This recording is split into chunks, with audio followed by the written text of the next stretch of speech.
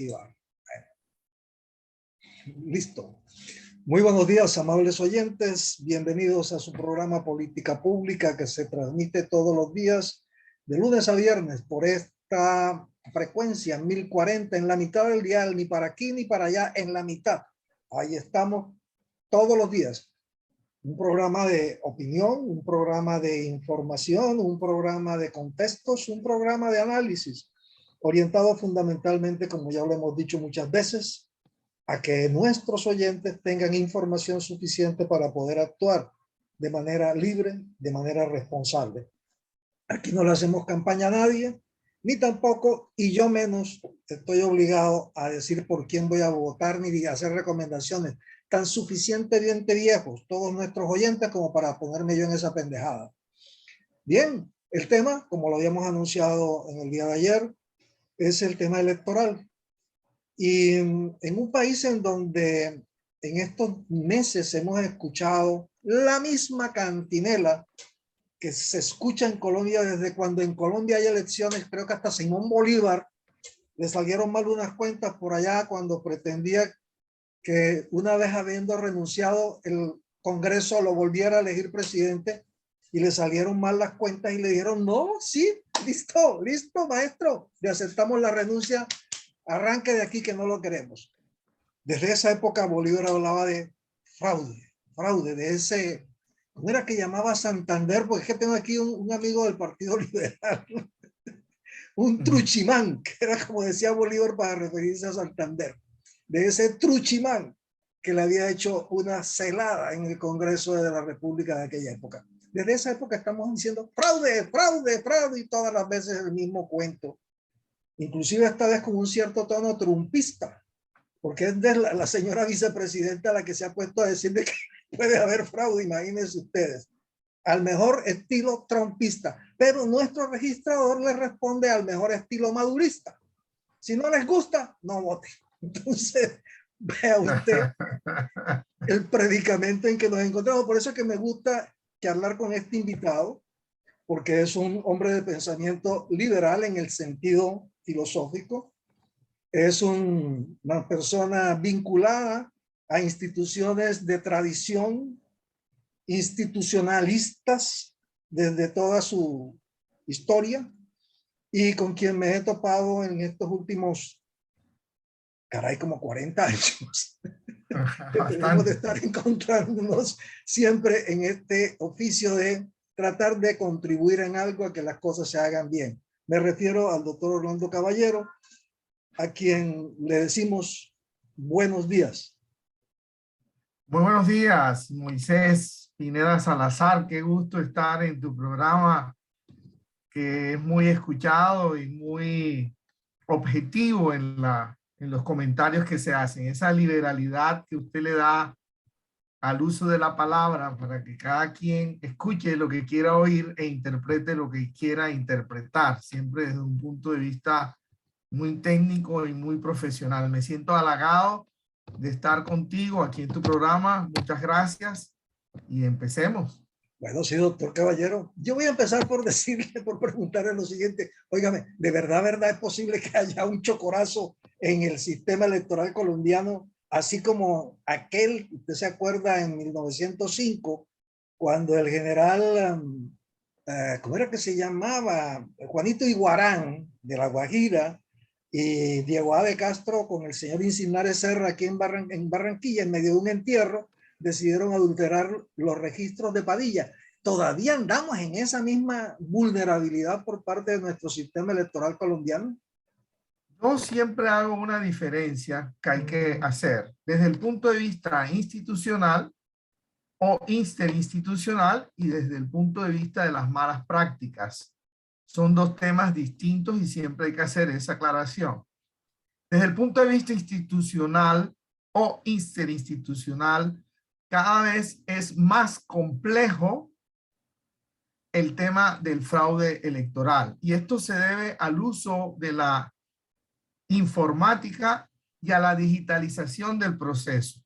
No es que sea infalible, pero todo lo que sea digital en sistemas online que tiene una propiedad, y es que deja una traza, muy difícilmente puede ser vulnerado. Y si es vulnerado, esa traza fácilmente es la huella que deja la manipulación de los sistemas y es fácilmente investigable. Entonces, desde ese punto de vista, considero yo que el desarrollo tecnológico de las diversas etapas del proceso electoral de alguna manera lo hacen menos vulnerable.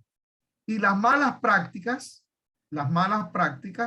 bueno, esas son de las que se habla mucho, pero es poco lo que se hacen. Dineros ilícitos en las campañas, dineros ilícitos provenientes de las arcas del Estado, pero también del narcotráfico, malas prácticas directas de compra y venta del voto, son circunstancias ajenas a la institucionalidad y que ponen en vilo la transparencia del proceso. Ahora bien, para concluir la pregunta, estas malas prácticas tienen un asiento fundamental en donde cualquier tipo de chocorazo, cualquier tipo de fraude, indiscutiblemente parte de la mesa de votación. La importancia que tiene la mesa de votación para la transparencia es esencial. Vamos a quedarnos ahí un minutito. Okay. Vamos a quedarnos ahí. Usted plantea, dice, el sistema interinstitucional cada día es más fuerte, la digitalización, la trazabilidad de las operaciones. Es como poder decir, ponga lo que ahí dejó su huella, y ahí llegamos al IP, a su ¿cómo es que se llama? Al número de identificador de su dispositivo, y ahí le vamos a caer. Eso por un lado. Además de la complejidad de las relaciones que hay entre varias instituciones. Eso es importante porque la complejidad obra en favor de la, llamémoslo así, de la transparencia en el proceso. Correcto. Fíjese usted, porque usted y yo tenemos más o menos la misma edad, siendo usted más joven que yo. Gracias por lo que me corresponde.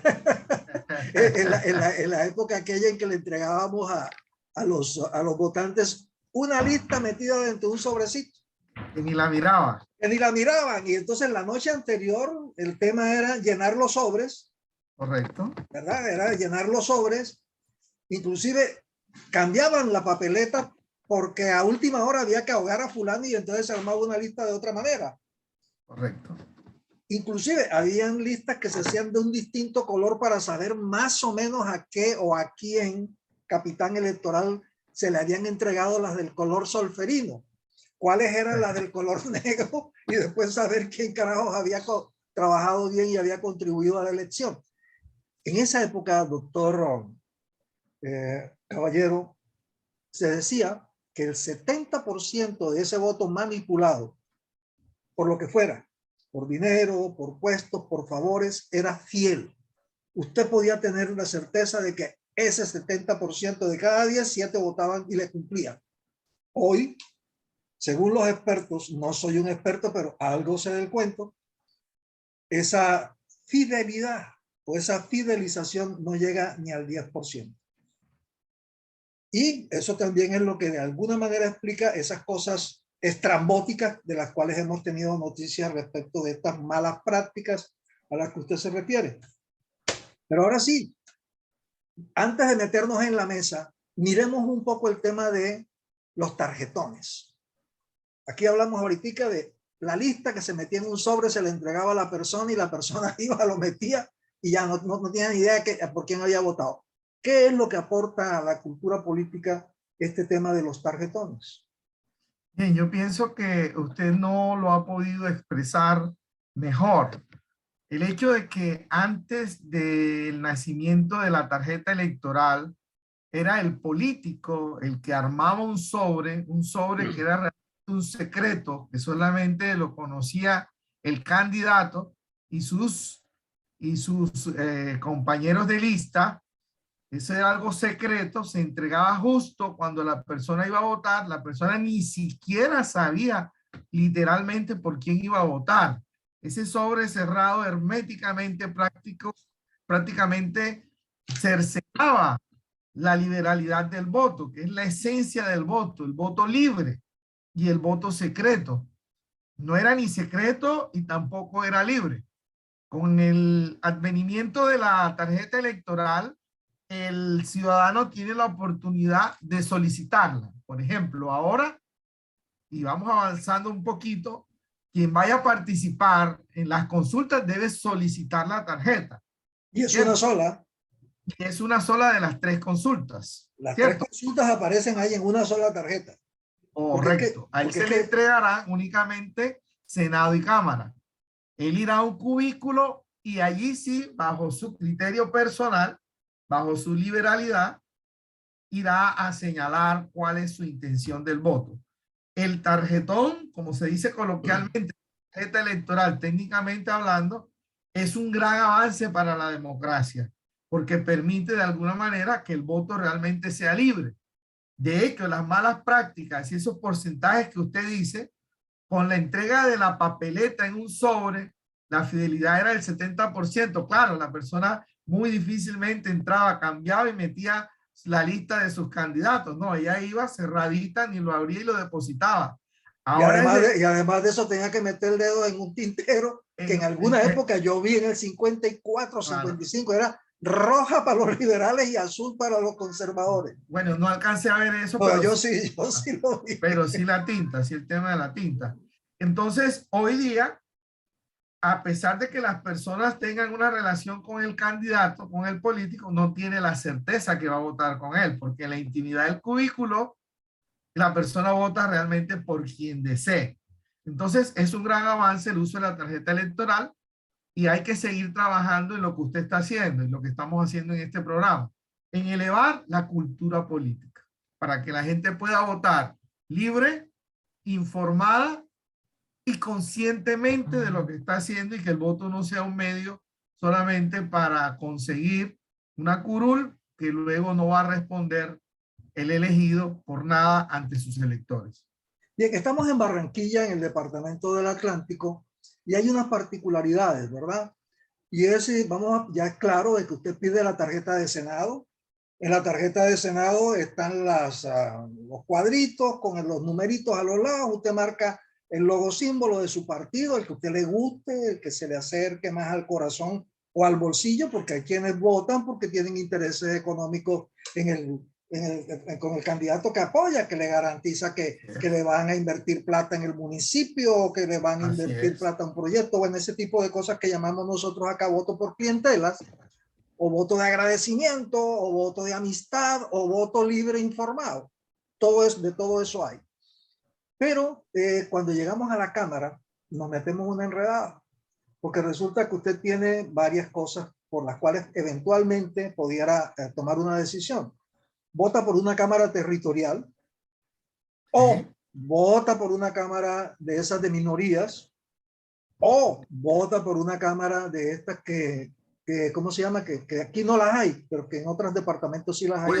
Jurisdicción de paz. Jurisdicción de paz. Entonces, ¿qué pasa cuando usted llega y dice, denme el tarjetón de Cámara?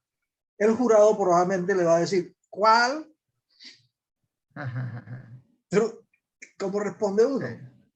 Claro, sí. Usted ha hecho una introducción al tema bien importante, ya que estamos de alguna manera dialogando acerca de la práctica electoral y de la información mínima que debe tener un elector para que su voto realmente sea válido. Y ahora vamos a hablar de cómo se clasifican los votos.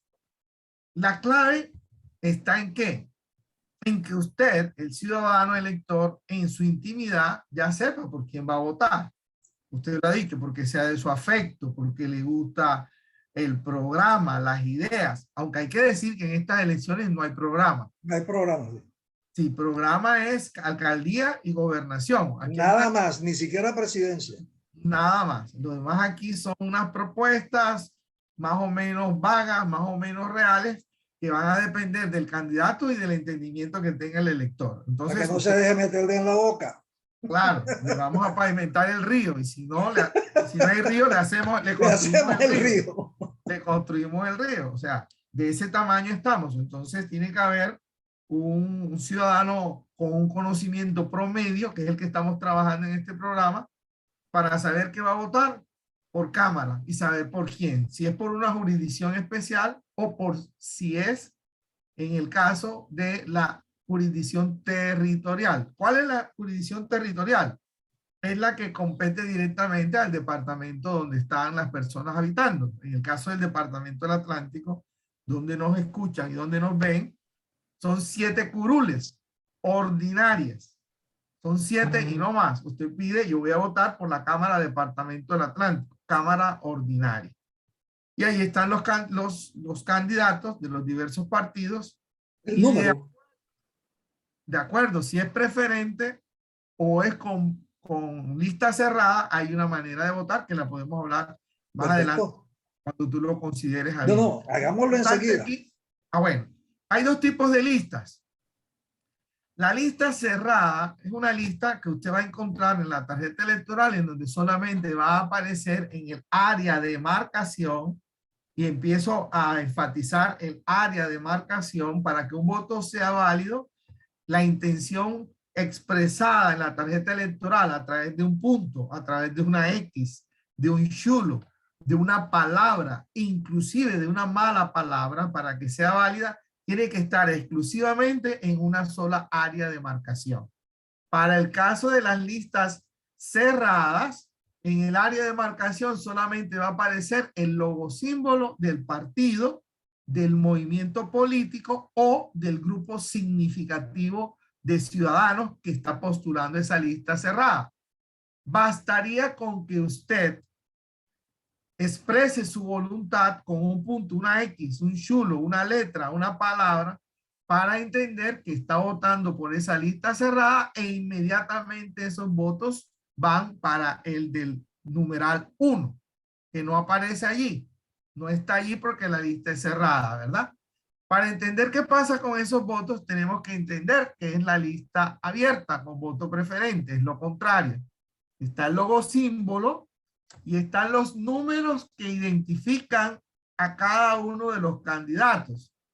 Por ejemplo, Senado son 102 números, 100 números, Senado. Cámara Atlántico serán del 100 101. Al 107. 101 al 107. Al 107, ¿cierto? Entonces usted allí, ya la lista ahí está armada para el proceso electoral. Ya sabemos cuál es el 101, el 102, el 103, el 104, el 105, el 106 y el 107. Ya la lista está armada. Pero esa lista no es la definitiva. Esa lista se va a armar luego de los escrutinios y pasará al primer lugar el que más votos saque de la lista. Ese es el que va a entrar. La mayoría de las personas eligieron en primer lugar al que de esos 7 sacó más votos. Y luego del escrutinio se arma la lista empezando por el primero. ¿Sí? Así es, correcto. De la lista después de las votaciones. Entonces, es que allí es donde hay un problema, profesor. Ajá. Es el siguiente. Resulta de que ahora la gente quiere que la organización electoral le diga quién es el fulano que tiene el número 101 y quién es el 104. Bien. Y uno dice, ay, entonces ¿para qué están los partidos políticos? Correcto. ¿Para qué están los grupos significativos de ciudadanos? Así es. Entonces, juega un papel importante para la democracia, porque es que aquí se trata de democracia, pero no de la parte esa demagógica de que se habla de la democracia y se dice, pero no sabemos qué es la democracia. La democracia son los partidos con sus militantes que comulgan con una filosofía política, con unas ideas, con unas políticas estructurales de lo que es un partido, por ejemplo, liberal, que tiene unas ideas, lo que es un partido conservador, y así todos los partidos. Entonces, si no tenemos partidos fortalecidos y militantes empoderados del partido, la gente no va a saber ni siquiera por qué vota. El partido tiene la responsabilidad de ilustrar, de educar, de facilitar la pedagogía para que el ciudadano militante de su partido aprenda a votar correctamente, ¿sí? Para que el voto no se pierda. Entonces, el partido, ¿qué debe decir? Usted va a votar buscando el logo símbolo y va a votar dentro del área del número. hay una ayuda importante. Si yo no recuerdo quién es el 101, el 102 hasta el 107, en las mesas de votación hay un cuadernillo que usted puede solicitarlo. El ciudadano puede solicitarlo. En el cuadernillo va y busca cámara y busca quién es el 107, quién es el 101, quién es el 103 y recuerda. Lo mismo, si se equivoca al marcar, puede solicitar una nueva tarjeta electoral. La que se daña o por la que me equivoqué, se rompe y se entrega otra tarjeta. Pero me habían dicho que esa que se daña no se rompe, sino que se mete en no sé qué sobre o no sé qué más. Y yo digo, bueno, ¿cómo así es esto? No, eso hay que romperlo. Hay que romperlo.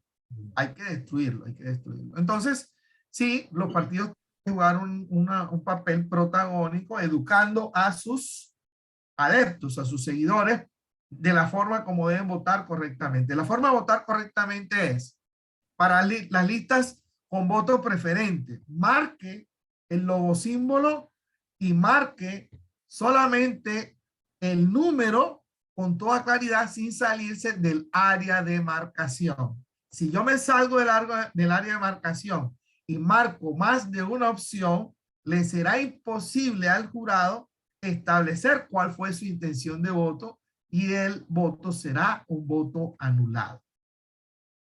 Eso es importante tenerlo muy presente, las dos cosas que hemos mencionado. Uno, la responsabilidad de los partidos.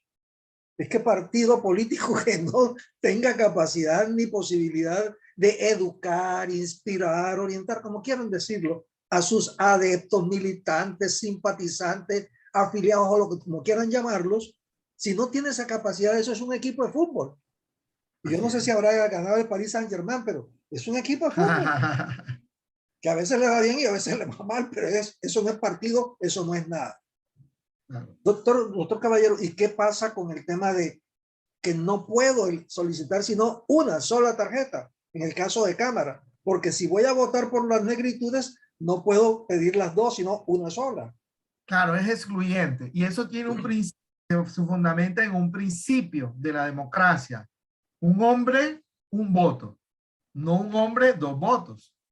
Pero no lo diga así, no lo diga así porque los amigos de la izquierda ultra se empiedran porque es que eso lo dijo por allá los padres fundadores de la democracia norteamericana. Ténganos Dios de su mano.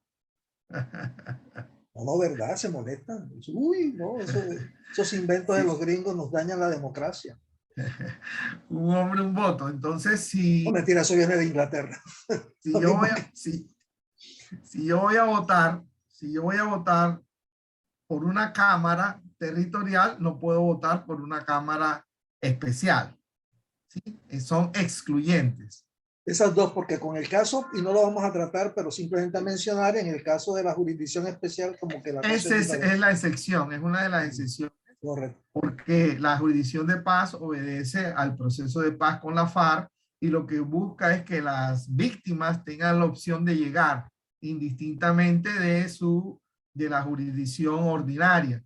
Por eso es que la votación de la jurisdicción de paz es eminentemente rural, solamente es en las veredas, en los corregimientos y no en los cascos urbanos. Así es. Entonces, la pregunta es excluyente. Yo voto un hombre, un voto, yo voto por un Senado, yo voto por una Cámara. Sea Cámara ordinaria o una Cámara especial, o sea inclusive, bueno, Senado si hay solo uno, el Senado internacional es en el exterior. Eso es en el exterior, eso no es por aquí. Okay. Pero fíjese, y bueno, hay una cosa que, o la de los indígenas que tampoco nos tocan a nosotros acá, pero indudablemente hay gente que va a votar por la jurisdicción indígena, que es una de las especiales junto con negritudes. Sí. Y deben tener claro que en el caso de Senado, si van a votar por los indígenas, pues solamente podrán pedir el tarjetón de Senado indígena, no el tarjetón de Senado nacional. Correcto. Bueno, pero eso le toca a los partidos, eso no le toca ni a usted ni a mí, eso es lo que me saca a mí el bloque. Que esto tienen que hacerlo son los partidos, los candidatos, ellos son los que tienen que quemarse la pestaña para explicar estas cosas.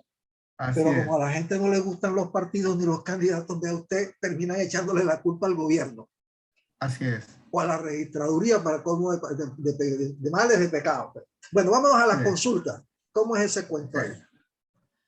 Bueno, la ley 1475, que es la columna vertebral, la ley 1475 de 2011, recuerden que es una ley que se creó para el fortalecimiento de los partidos y de las organizaciones democráticas, ¿cierto?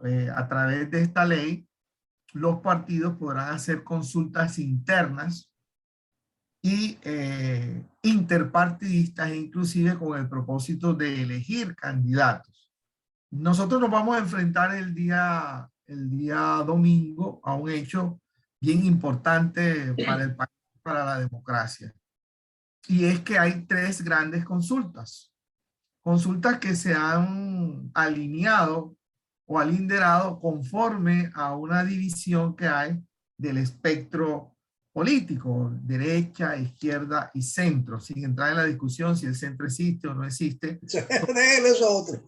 Sí, son tres posiciones que hay en el país y son tres coaliciones que se presentan en donde se pone en la palestra la opción de elegir quiénes serán los que salgan mayoritariamente con votos, los que representarán a esas coaliciones en la primera vuelta presidencial en mayo. Eso nos llevará, si no hay uno que gane en la primera vuelta, a una segunda vuelta en junio con el que obtenga el primer y segundo lugar. Creo que es bien importante el ejercicio y lo que hay que decir ahí, retomando sus palabras, Moisés, es que son las coaliciones las que deben también hacer el proselitismo necesario, enseñar a la gente a votar y a solicitar cuál es la consulta que de la que va a participar el ciudadano. Si el ciudadano no solicita la tarjeta electoral de la consulta, la instrucción que hay a los jurados de mesa y a los testigos electorales que van a vigilar las elecciones es que no le pueden dar si no se presenta la solicitud. Lo que está obligado el jurado de mesa a entregar es la tarjeta electoral de Senado y Cámara de Representantes. Pero variamente, es decir, hay una cosa que me deja un tanto desconcertado y de eso participan muchas personas que me han preguntado. Y es que este es un papel, ¿cierto? Esta es la tarjeta y la cuestión está que me dicen que es que para efectos de la consulta va a haber la posibilidad de pedir una de tres tarjetas. Y lo que me han dicho en otras oportunidades es que los tres van a estar dentro de una sola tarjeta para no violar el principio del secreto del voto. Entonces, finalmente, ¿cómo va a ser? Bueno, hasta donde se ha publicitado las tarjetas electorales en la página oficial de la Registraduría Nacional del Estado Civil, son tres tarjetas distintas. Y la instrucción es que el ciudadano solicita solamente una. Ese voto no es secreto. Ya hubo uno, bueno, sí es secreto porque no se sabe por qué. Sí, pero porque ahí llega el negro. Ahí llega el ¿sí? negro Pineda que tiene fama de izquierdoso. Vamos a ver cuál tarjeta pide. Vamos a ver si... Exacto, sí. Y eso sucedió, creo que fue con unas preguntas del referendo. Ahora mismo no me acuerdo, sucedió, te dice, que hubo un cuestionamiento porque se entregaba, las consultas pasadas precisamente se entregaban tarjetas y entonces se podría definir que la persona votó por el centro, por la derecha o por la izquierda. Sí, pero lo que hay definido en este momento es que el jurado entregará una de las tres tarjetas diseñadas para las tres consultas. Ya. Bueno, eso sí lo pone a uno en evidencia. Qué pena, ¿no? Sí, se rompió el secreto del voto en ese sentido. Pero bueno, sigamos porque el asunto tiene que avanzar y esto es una orientación para los ciudadanos.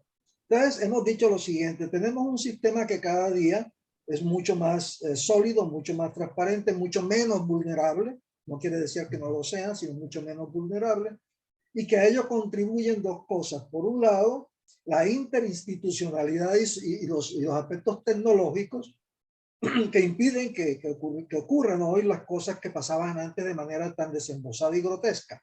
Y lo segundo, ¿verdad? Que frente al tema de las prácticas, las buenas o malas prácticas electorales, cada día es mucho más fácil hacer el seguimiento a este tipo de asuntos que llevan, inclusive por los mismos cambios en tecnología y la complejidad, a ser cada vez menos eficientes. De tal forma que cada día es menos posible que estas formas groseras de perversión de la democracia puedan prosperar y ser exitosas. Eso no quiere decir que no pasen, solamente que hay formas de hacerlas visibles, y ya hay alguna experiencia bastante enojosa sobre eso. Lo segundo que hemos planteado es, usted va a votar por Senado de la República, tiene dos opciones: o pide el tarjetón del Senado Nacional o pide el tarjetón de la circunscripción indígena especial, pero no puede pedir las dos, tiene que pedir una de las dos. Luego tiene que solicitar, no le van a entregar el tarjetón de cámara y usted podrá elegir si vota por una cámara de circunscripción ordinaria o vota por la cámara de circunscripción especial. Y en tercero, usted pedirá el tarjetón de la consulta, porque si no lo pide, no se lo van a entregar. Correcto. Eso es básicamente lo que precede, pero creo que se nos pasó un detalle. Nos faltó el detalle de la biometría. Ese espacio que se ha vuelto como que una especie de cheque, de llave de paso, que a veces retarda la elección. ¿Eso es obligatorio, pasar uno por la lectura de la huella? ¿Es obligatorio? Bueno, a mí me gusta la biometría. Me gusta la biometría, y en mi experiencia la biometría es buena porque le da seguridad, tranquilidad y es persuasiva. No me gusta la palabra bandido, pero es una palabra. El bandido le tiene miedo a que le tome la huella. Ponga usted ponga un cartahuella para que vea que el bandido se asusta, ¿cierto? Entonces, la identificación biométrica es muy persuasiva. Hoy día todo es biométrico. Y es la antesala al voto electrónico, que podemos hablar más adelante del tema. Por ejemplo, yo voy a la universidad y me sorprendí gratamente ahora en el regreso a clase presencial, que para uno entrar a la universidad, o sea, todos los avances que hay, estamos muy avanzados y cada vez nos abismamos más. El mundo está inclusive años luz en comparación con Colombia, ¿no? En otros países, ¿no? O sea, yo tengo que hacer una encuesta digital de mi estado de salud con respecto al COVID, qué he sentido hoy, cómo me levanté, si tengo fiebre, si estornudé, si no estornudé, si alguien en mi casa tiene fiebre, y si yo respondo a algo de eso, hay una alerta, yo lo debo hacer digitalmente antes de ir a la universidad. Si hay una alerta, la entrada a la universidad es biométrica facial. O sea, yo me tomo una foto allá en una oficina, y si yo no hago esa encuesta de salud, yo no tengo acceso a la universidad, porque la identificación es biométrica con una cámara que capta mis huellas faciales y entro. Hago el énfasis o el parangón para decir que qué bacano que lleguemos allá, que uno pueda entrar, entra, mira la máquina, como ahora lo hacemos cuando salimos al exterior. Así es, y da miedo, le cuento. Y asusta, ¿sí? Hasta que la primera experiencia, lo mismo que la de las huellas. Al principio dice, ¿y esa vaina sí funciona? Claro, uno duda, ¿verdad? Entonces ya sí, uno claro, sale del país y hace migración con identificación facial, y entra con identificación facial. Sí, claro, de Juan, así. El problema de esto que es muy costoso. Primero, no en todas partes va a haber identificación biométrica, porque eso tiene un costo. Si hay identificación biométrica, debe pasar las personas por el puesto de identificación biométrica. Pero si hay congestión, por alguna razón, inclusive algunas campañas lo que hacen es congestionar y mandan cantidades de personas con el propósito de quitar la identificación biométrica. Se quita la identificación biométrica no al 100%, y la gente va pasando, porque es que no hay una reglamentación que diga, no existe que diga, para entrar a un puesto de votación usted tiene que identificarse biométricamente. No, ese es un mecanismo que lo que busca es la identificación plena del elector, para que los muertos no voten. Entonces, Ahí hay un asunto, ¿verdad? Y es que también es cierto, el proceso de baja de cédulas por defunción es lento. Yo todavía no he Sí, podido entender por qué no es automático. Y de sí, pronto sí, es sí, menos lento que antes. Pero sí, debiera sí. ser automático. Creo que eso se llama estadística municipal, autoriza la inhumación, tiene que pasar directamente a donde tenga que pasar, pero no sé qué Ah, está ocurriendo ahí. estoy totalmente contigo. Hay unos documentos que se llama, que los lleva el DANE de estadísticas. El registro de nacimiento tiene como inicio el nacido vivo y eso debe ser digital en la clínica. Se mete Sí. digital y como es digital, eso debe ser el antecedente para el registro civil. Allá tenemos que llegar. Y cuando la persona fallece, ¿verdad? Que es otro hecho vital de deceso en este caso, el médico que hace el certificado de defunción primario en la clínica debiera estar en línea también y esa cédula inmediatamente debe darse de baja. Así no sucede, infortunadamente. Todo es un negocio. Entonces, el hospital tiene exactamente una notaría y la notaría corre y es la única que puede coger el cadáver y ella es la que hace registro de defunción y el registro de defunción, ella no lo hace, tiene una notaría amiga, Amiga, sí. una amiga, y es ese notario el que hace el registro. Y como ese registro es delegado, él tiene que mandarlo en los 5 primeros días hábiles de cada mes a la Dirección Nacional de Registro Civil, cuando todo eso debiera ser en línea. En línea, en eso estamos de acuerdo. Eso si no se está Entonces, haciendo es porque no se quiere, pero hay cómo no, hacerlo. falta una vocación, una voluntad política No para sé, hacerlo. porque La tecnológicamente eso no gente tiene ningún misterio. no tiene sentido. Hay gente que guarda la cedulita de la mamá, del papá, Yo la guardo, sí, yo la del guardo.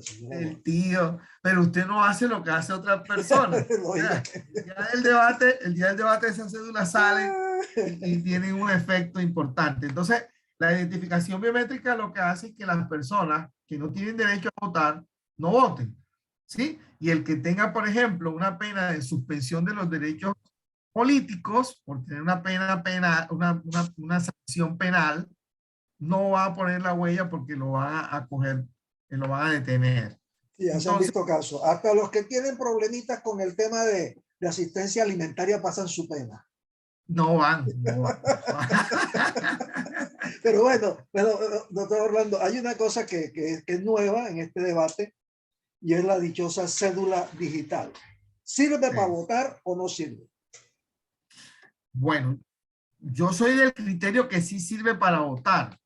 Lo único es que ahí hay un problema. Por ejemplo, yo tengo mi cédula digital y yo en mi caso no he podido activarla porque la cédula, en este caso la digital, tiene que ser activada con una identificación facial. Esa es la que te va a dar a ti, te va a activar esa cédula que tú la puedes tener en el teléfono. Pero sí, yo pienso que deben votar. De hecho, en las capacitaciones que he dictado en los últimos días, estoy expresando que es válido. Eso es un problema no del ciudadano, es un problema del Estado. Recordemos que estamos hablando de un derecho fundamental, elegir y ser elegido. El derecho político tiene ese rango.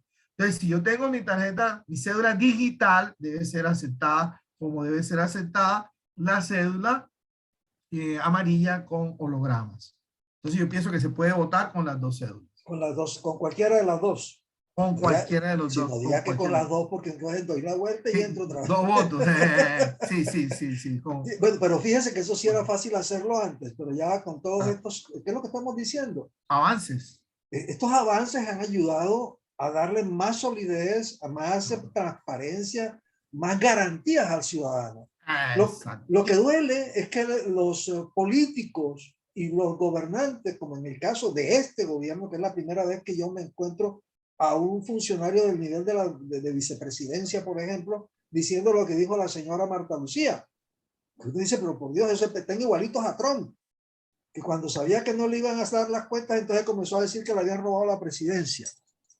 Es decir, pareciera que estuviéramos haciendo el ejercicio de demoler las instituciones, de minar la confianza ciudadana, como si eso fuera recomendable para la salud de la democracia.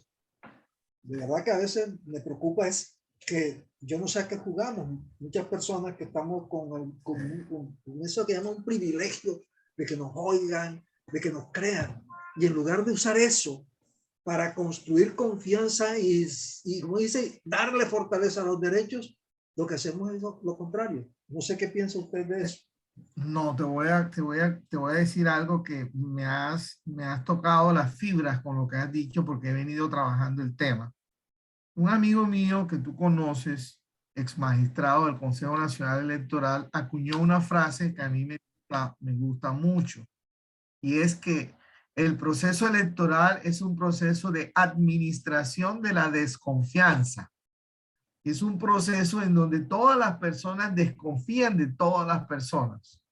Entonces, ¿qué sucede? Encontramos unos líderes que no tienen talla. Yo vengo planteando que la institución presidencial, por ejemplo, está tan arrastrada por el suelo la institución presidencial que el hecho de que haya una gran cantidad de personas que aspiren sin ningún tipo de perfil, lo que hacen es ponerla más rastrera y pensar que cualquiera, entre comillas, pudiera aspirar sin tener las condiciones mínimas.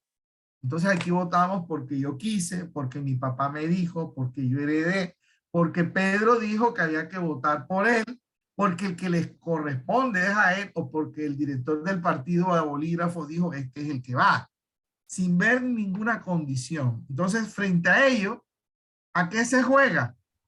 Como no hay una estatura mental, intelectual, no hay una cultura política en el pueblo, pero sí que menos en los que se llaman dirigentes. Entonces, ¿a qué le juegan? A quitarle la credibilidad a las instituciones como una estrategia de campaña. Entonces, me parece horrible eso. Por ahí una persona está pidiendo a través que incluyan una tarjeta electoral, una papeleta para ¿cómo dice? Creo que utiliza la palabra derrocar a todas las cortes y a la JEP. O sea, y la gente se mete en ese cuento y se dicen cosas que lo que le hacen un daño es a la democracia, porque los opinadores, uno, periodistas, tú ejerces un periodismo distinto, pero si vemos ahora periodistas abiertamente trabajando una campaña, me parece horroroso, ¿cierto?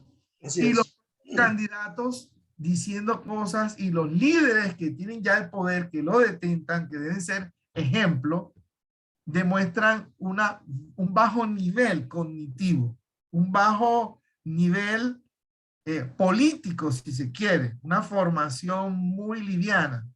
Entonces nos encontramos frente a un desgaste de la democracia, una falta absoluta de liderazgo. Volviendo al tema de la presidencia, yo he sostenido con mucho respeto de que Colombia necesita un estadista. Antes, cuando hablábamos de un presidente, uno decía, carajo, ahí hay un estadista. Cuando habla se ve que es una persona que tiene un peso y una profundidad importante para dirigir una nación. Pero usted, ¿qué encuentra allí? 50 candidatos que pasaron a 24 candidatos que lo que hacen es hablar de un candidato, del uno y del otro y señalarse cuál es el lastre que lleva cada uno, pero de profundidad no hay absolutamente nada. O sea, veo muy poca profundidad en cuanto a conocimiento, pero sobre todo a conocimiento político y de país. Entonces, para concluir, evidentemente falta un liderazgo diferente, falta un liderazgo de formación que realmente lleve al país a una mejoría total. Yo no veo claridad. Hay un buen candidato por ahí, hay otro, bueno, hay unas 3 opciones más o menos, pero todavía falta una persona que se siente como un estadista se presenta al país como el que va a reivindicar todos los indicadores. Los indicadores en Colombia no pueden ser peores. O sea, todos los indicadores son malos en Colombia. Y eso no es porque seamos de un sector o del otro. Es real. O sea, y fíjense, se delegitima hasta las organizaciones internacionales. O sea, ya no nos basta, estamos despedazando el país, nuestras instituciones, y los que de afuera nos ven cómo estamos, también les jugamos a que no tienen la razón, a que son de izquierda, a que son de derecha, a que son, y así vivimos en un constante engaño. Entonces yo creo que es un momento importante para que las personas asuman su liderazgo. Y concluyo con esto. No, no me concluya todavía, porque es que se me va a No, esta escapar de... parte. No, esta es que partecita. de esta partecita hay algo que usted dijo que usted y yo vivimos, no sé si usted se acuerda, porque a mí me golpeó mucho esa realidad, cuando en el municipio de Soledad hubo 100 listas para el consejo y hubo concejales elegidos con 40, 50 y 70 votos. Y la consecuencia de ese proceso fue la captación o cooptación del paramilitarismo de todo el municipio de Soledad. Es decir, uno a veces pareciera que no se da cuenta de a dónde nos puede llevar la debilidad de los liderazgos y este perrateo, ¿verdad? De las dignidades que están asociadas con la representación política. Esto no puede seguir así. Así es. Porque es que la imagen que se transmite es, la democracia todos podemos tener y tenemos el derecho a ser elegidos, pero uno tiene que ser responsable. Yo no me puedo levantar hoy diciendo, no, yo quiero ser gobernador del Atlántico, porque yo me lo soñé. Hubo otras personas que se levantan, abren la nevera y dicen, papito, aquí te tengo, tú vas a ser candidato a la gobernación. Y yo... Ese es un chiste que se dijo hace algún tiempo. Déjese de estar repitiendo esa historia. ¿Sí? Es que ese chiste Entonces, se hizo respecto de un candidato hace algunos años. Que y el me papá levanté. amaneció con ganas y le dijo, yo quiero que tú seas gobernador. Sí, o sea, no podemos seguir así. O sea, ¿a dónde vamos a llegar? Entonces, el mensaje que se manda es que puede ser y no es malo. El mensaje que se debe mandar es que cualquiera puede ser, pero responsablemente. Responsablemente, sí. Eso Responsablemente. es algo clave en todo esto y que ojalá no se vaya a resolver como se resolvió en el Perú para peor. ¿Verdad? Que fue que se dijo, no, los senadores y representantes o diputados, no sé cómo se llaman allá, no pueden repetir, sino una sola, 2 legislaturas máximo. Entonces, ¿qué pasa? Que los partidos agotan su cantera y entonces cuando ya no tienen más, comienzan a poner a cualquiera. Y a veces uno se encuentra con esos debates en el Congreso del Perú que uno dice, Dios santo, pero los de aquí no son menos. Porque también a mí me ha tocado, en una época que estuve en el Congreso de la República, tener que patearme unos debates de comisión o en las plenarias que uno dice, Dios mío, que no lo esté viendo el resto del mundo porque esto es una vergüenza. Es que el mensaje que se manda es este. Como cualquiera puede ser, sin demeritar, un embolador borracho llegó al Congreso de la Llegó al República. Congreso de la República, sí. Ahí está. Deja a Antonio quieto, deja ese Antonio quieto. Somos una democracia por eso. Pues sí, porque a Anatolio le dijeron que votara así, preguntando, pero no hace, y eso, y hacemos broma, pero eso lo que muestra es la decadencia de la democracia colombiana. Sí, no, y le recuerdo, ¿verdad? ¿Usted se acuerda cuando Marcos Pérez decidió llevar a 5 personajes al Consejo de Barranquilla en protesta a las políticas de su partido? Y dijo, bueno, ahora me los perrateo. Y metió 5 personajes bien complicaditos al Consejo. Pero bueno, eso es historia. Pasemos a la siguiente etapa. Ya la persona pasó por la biometría, llega a la mesa y ahí se va a encontrar con unos personajes que son los famosos jurados. Entonces lo que le dicen a uno aquí, me lo acaban de mandar hace un rato, es que las mesas de los jurados están comprados. Bien. O lo otro, sí se han dado cuenta que sacaron a todos los servidores públicos de jurados y ahora pusieron a los empleados de las empresas y rueda esa especie por ahí. Y entonces dicen, no, es que el asunto es que tienen que ponerlo los partidos y tampoco los partidos los ponen porque si ellos ponen a un jurado de votación, eso significa que desactivan a un líder que les moviliza votos. ¿Para dónde vamos con esto? Fíjate que esa es la prueba fehaciente de la desconfianza en el sistema electoral, a lo que se le ha jugado. Es una forma de decir, si yo pierdo las elecciones me las robaron, pero si las gano, el proceso fui premiado por la democracia. O sea, de antemano ya las campañas están hablando de un fraude. Es una estrategia de legitimar las instituciones. Realmente han cambiado las cosas y para bien. Antes, el el registrador tenía la potestad de dictar un auto administrativo nombrando los jurados de mesa a su absoluta libertad. ¿Sí? Él lo hacía. Y de ahí surgen las denominadas mesas homogéneas, mesas compradas a una campaña para que allí lleguen 6 jurados de un mismo sector.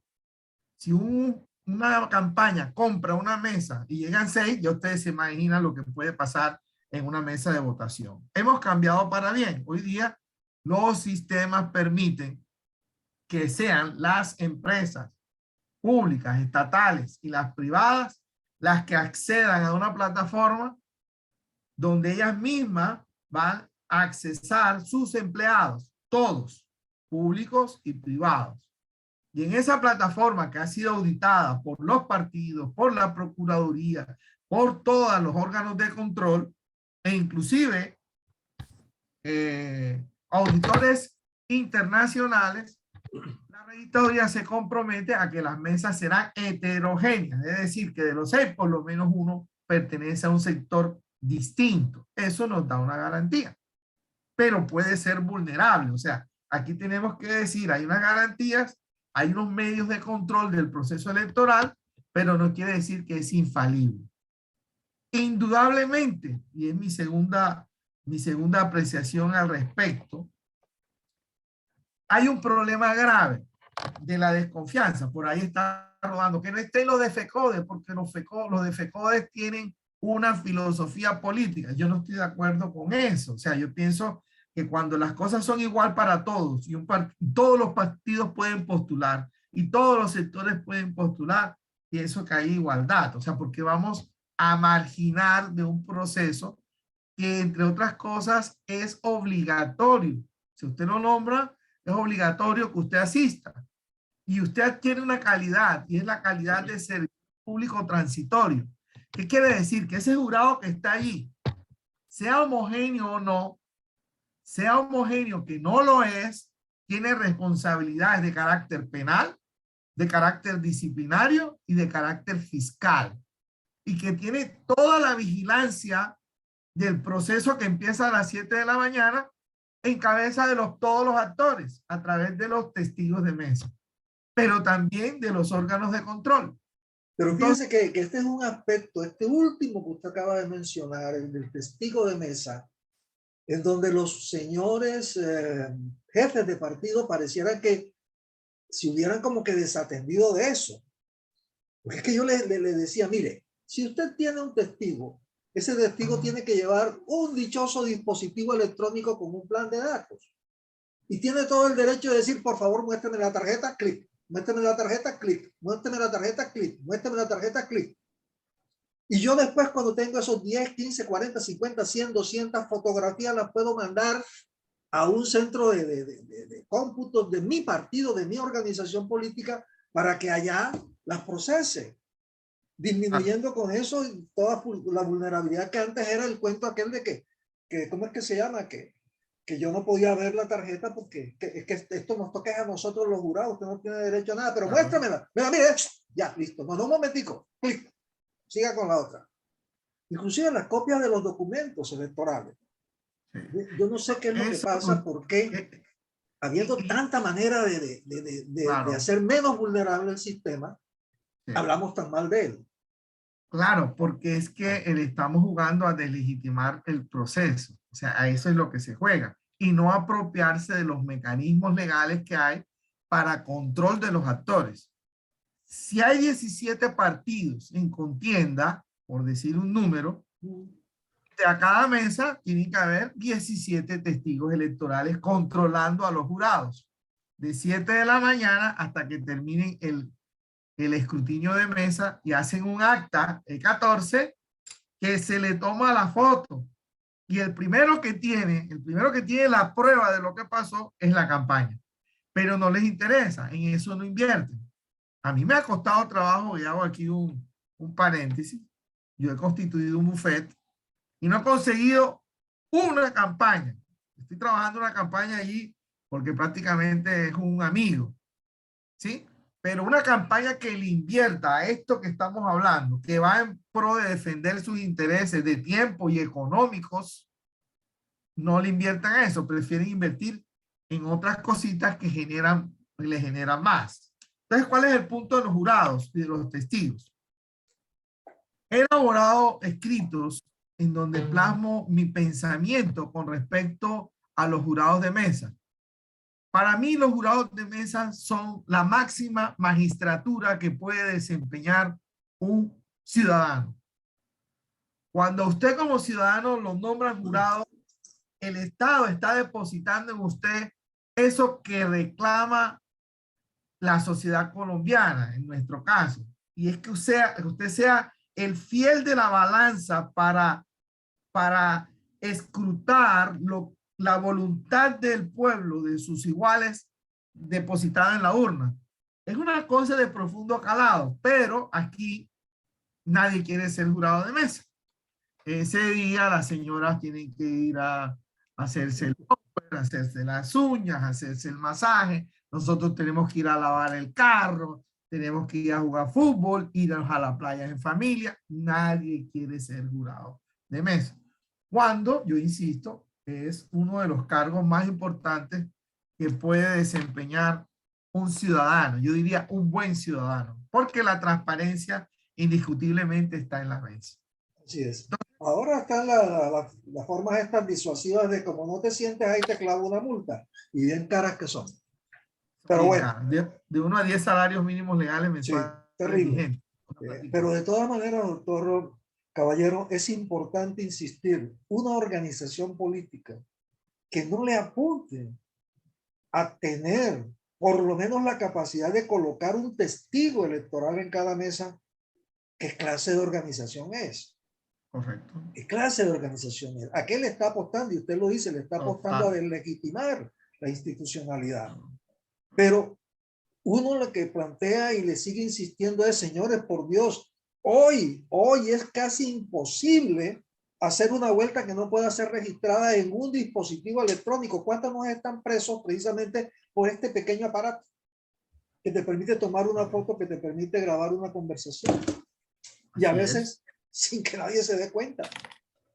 Es decir, si no se hacen las cosas es simple y llanamente porque, como tú lo dices, hay una agenda perversa que no es la agenda que le conviene a la democracia.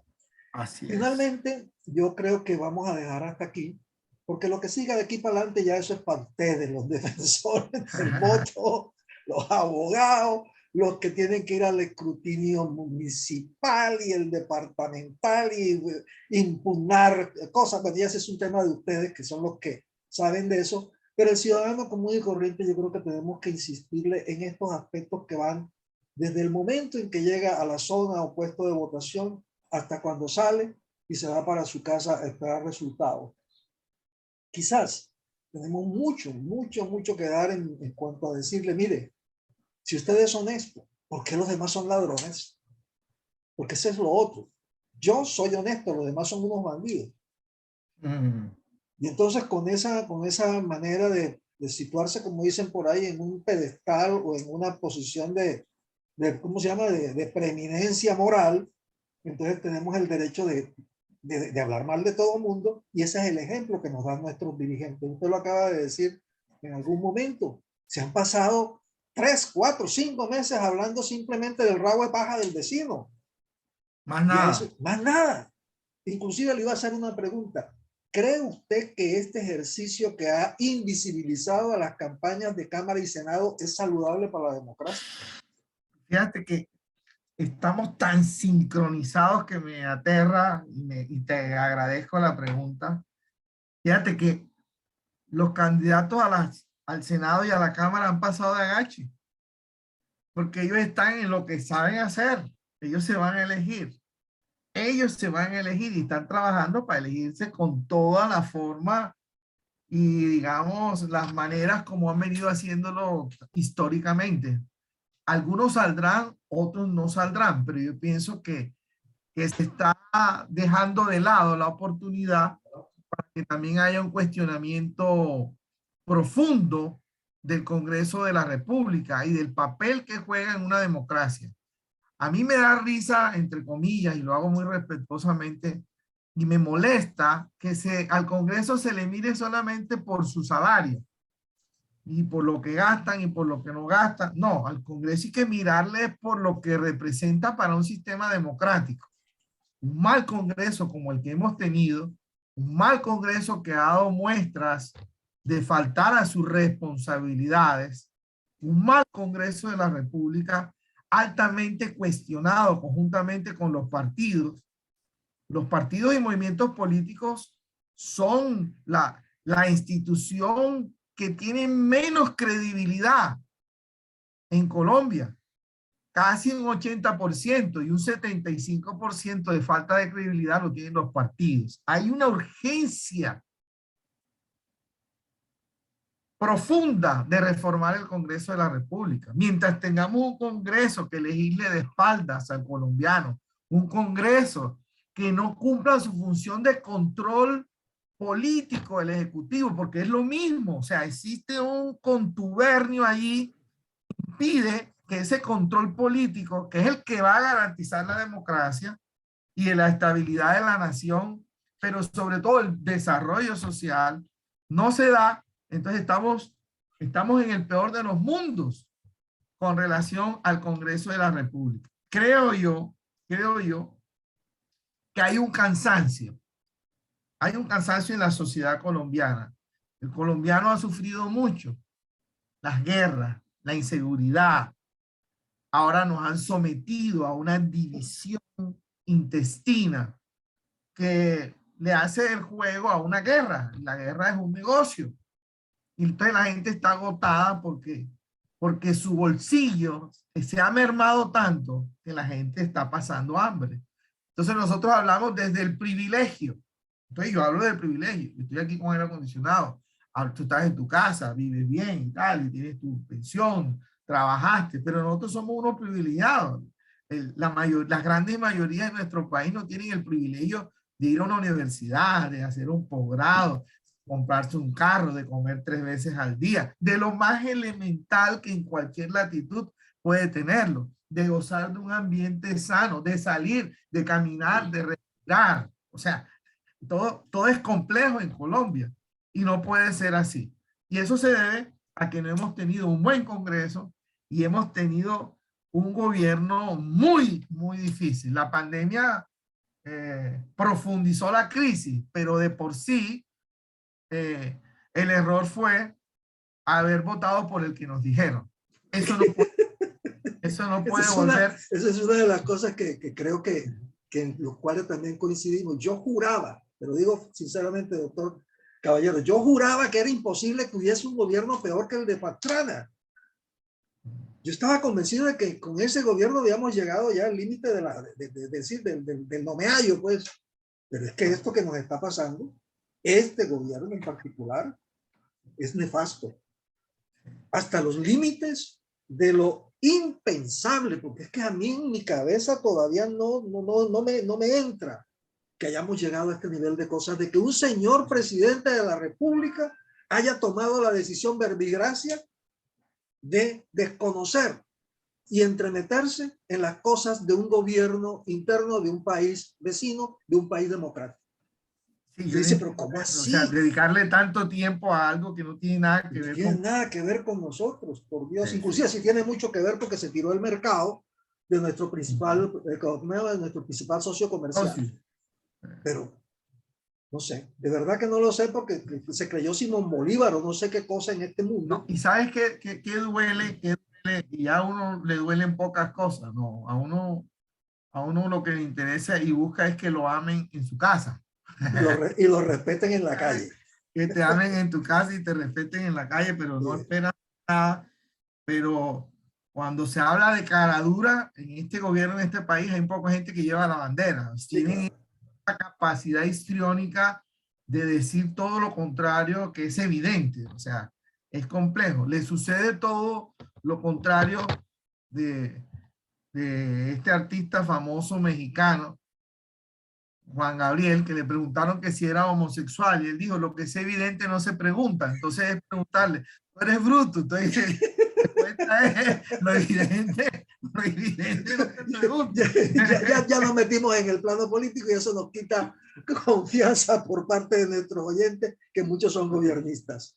Pero bueno, en todo caso, sea la oportunidad para agradecerte la compañía, el tiempo que nos has dedicado, y espero que nuestros asiduos compañeros de mesa que nos han estado hoy por razones obvias, que este es un programa que hemos grabado para nuestros oyentes, nos ayuden también con su confianza en la autoridad que tú eres desde el punto de vista político, desde el punto de vista técnico y desde el punto de vista profesional, porque no en vano son 30 y más años dedicados esencialmente a defender una institucionalidad de esa que, como tú la describes, su virtud es la de que nadie tiene confianza en ella, como una cuestión natural. Y quiero pedirte 5 minutos, Dele. un privilegio, y voy a terminar con una anécdota que a ti te hace grande. Voy a terminar con eso, una anécdota que a ti te hace grande y a mí me hace feliz de conocer una persona de tus calidades. Eso lo voy a decir al final, y contar con un afecto especial de tu parte que es correspondido por mí. Voy a cerrar con eso, pero antes quiero permitirme y solicitarte el favor de que en exclusiva voy a presentar un modelo que he creado. Mañana sale en el Heraldo, pero va a salir antes en este programa porque en la radio pienso que corre más que inclusive el periódico. Yo he creado un modelo que se denomina Modelo PLT 2022. ¿Qué es el modelo PLT 2022? Un modelo que en realidad es una herramienta que le va a permitir al ciudadano votar correctamente. ¿En qué consiste la herramienta? En que antes de votar, el ciudadano debe examinar P, la persona del candidato; L, la legalidad del candidato; y T, el trabajo que tiene el candidato. La primera dimensión personal, vamos a valorar quién es, cuál es su trayectoria personal, quién es su familia, quiénes son sus amigos y quiénes son sus socios políticos y empresariales. Es importante saberlo, porque es que aquí ha corrido carrera. No, mi hermano fue narcotraficante, pero yo no. Mi papá fue paramilitar, pero yo no. En mi finca encontraron 500 kilos de coca, pero fue en la finca. O sea, mis socios fueron vinculados a empresas internacionales de lavado de activos, pero yo no. Los crímenes son personales. Sí, vamos a buscar personas que en su personalidad, valga la redundancia, sean demostrar, y lo vamos a calificar de 1 a 30. ¿Cierto? El segundo elemento es la legalidad. En Colombia pareciera que para llegar a obtener una candidatura hay que tener 50 investigaciones. Entre más investigaciones hay, la persona es mejor candidata. ¿Sí? El lastre de investigaciones, el lastre de sanciones fiscales, que las sanciones fiscales, si usted paga, ya se la quitan. Investigaciones penales, disciplinarias, suyas, de sus familiares y de sus allegados políticos y socios comerciales, deben ser valoradas, y para mí son las más importantes, hasta 40 puntos. Hasta 40 puntos. Y por último, la dimensión del trabajo. ¿Cuál es su trabajo? Necesitamos personas que muestre algo que ha hecho en el sector privado, pero también en el sector público. ¿Cuántos puentes se me cayeron? ¿Cuántas investigaciones me abrieron por sobrecosto? ¿Sí? A la gente aquí se le olvida. Tenemos una memoria muy frágil. Y aquí la experiencia está en cuánto perdió el Estado en su administración. Prácticamente. Y es todo lo contrario. Tenemos que valorar el trabajo hasta con 30 puntos. Entonces, esa valoración del modelo PLT le va a llevar a usted a que si saca 70 puntos es un candidato que no es confiable. Un candidato con 70 puntos no es confiable. Un candidato entre 71 y 90 puntos es medianamente confiable. Y un candidato correcto es el que saca en estas tres dimensiones de 90 a 100 puntos. Esta herramienta nos va a permitir acercarnos a un candidato correcto. Ya va a depender de la personalidad del candidato, de si se tuerce, entre comillas, si decide fallar, pero nos va a llevar a un voto informado. Es una herramienta para tener una decisión más informada, más consciente y más libre. ¿Y esa herramienta dónde va a estar disponible? ¿Esa es una aplicación, diríamos? Está en elaboración. Hasta ahora está la parte teórica, que es esta que te estoy presentando en Abre Bocas aquí, y que mañana va a salir un texto en el Heraldo, y estoy elaborando un libro al respecto. Ya lo estoy publicando y estamos mandando, te voy a mandar un link donde ya hubo una publicación en un tabloide de Santa Marta. Lo importante aquí es lo que tú estás haciendo, y es educando a las personas en que voten. Y te he escuchado en el programa de hoy y en los tuyos y desde antes, la libertad que tiene la persona para hacer lo que le dé la gana, pero que no friega a los demás. Y que lo que eso decía mi papá. Aquí en esta casa todos pueden hacer lo que les dé la gana siempre y cuando no le jodan la vida al otro. Así es, o sea, hay un respeto hacia el otro, y ese respeto al otro se da cuando yo me respeto a mí mismo. Soy una persona educada, una persona con conocimiento, una persona con formación y estructurada. Y para votar tenemos que ser eso, personas estructuradas, personas responsables en lo que hacemos. Y la responsabilidad más grande que tiene un ciudadano después de obtener esa ciudadanía es aprender a votar y aprender a cumplir con los deberes de todo buen ciudadano. Sí, así es. Gracias por la oportunidad. No, Orlando, muchísimas gracias a ti. ¿No? Y termino con la anécdota. ¿Cuál? Esas tertulias que tú haces, llegó un man, ya hablando coloquialmente, y empezó a fregarte y tal, mamándote gallo, tal. Y llegó el tema, pues, yo sin duda te admiro mucho a ti y admiro mucho a Tico por ese bagaje intelectual que tiene. Entonces se discutía el tema de no religioso, sino esa vocación interior que tienen las personas. Y el man te fregaba, te molestaba a ti, no sé qué, molestando como lo hacemos los barranquilleros, y usted le recitó el Padre Nuestro en latín. No me acuerdo, eso fue donde yo hago, si no estoy mal. Sí.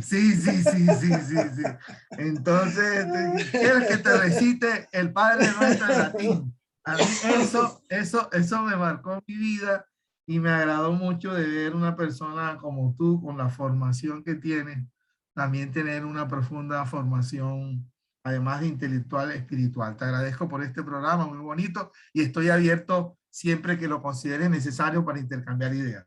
Gracias, Orlando, muy amable. Te agradecemos en nombre de la mesa de trabajo y de nuestros escuchas esta hora que nos has dedicado, que va a ser muy valiosa y que esperamos podamos difundir a través de nuestras redes sociales. Muchísimas gracias, y seguimos con nuestros anunciantes.